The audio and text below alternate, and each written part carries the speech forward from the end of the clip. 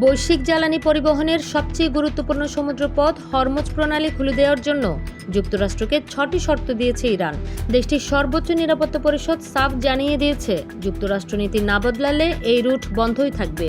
TRT ওয়ার্ল্ডের প্রতিবেদন অনুযায়ী শর্তগুলোর মধ্যে রয়েছে সর্বোচ্চ নেতা মোজতবা খামেনির বিরুদ্ধে হুমকি বন্ধ করা, ইরান ও আঞ্চলিক মিত্রদের উপর সামরিক অভিযান স্থায়ীভাবে বন্ধ করা, নৌ অবরোধে যুক্ত মার্কিন নৌ ও বিমান বাহিনী প্রত্যাহার, সাম্প্রতিক সংঘাতের ক্ষয়ক্ষতির ক্ষতিপূরণ দেওয়া, নিষেধাজ্ঞা প্রত্যাহার এবং বিদেশে আটকে থাকা ইরানি সম্পদ মুক্ত করা। ইরানের সর্বোচ্চ জাতীয় নিরাপত্তা পরিষদের সচিব মোহাম্মদ বাঘের জোলঘাদর স্পষ্ট করেছেন, এই দাবিগুলো ইরানি জনগণের ইচ্ছার প্রতিফলন।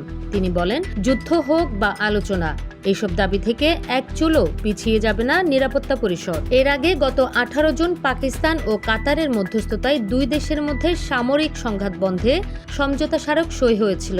পরিকল্পনা ছিল হরমুজ প্রণালী ধীরে ধীরে উন্মুক্ত করার, কিন্তু পরবর্তীতে দুই পক্ষই একে অপরের বিরুদ্ধে শর্ত লঙ্ঘনের অভিযোগ তোলায় ফের অচলাবস্থা তৈরি হয়। তেল পরিবহনের প্রাণকেন্দ্র এই প্রণালী বন্ধ থাকায় বিশ্ববাজারে জ্বালানির সংকট তৈরি হচ্ছে। আন্তর্জাতিক ডেস্ক, খোলা কাগজ, ঢাকা।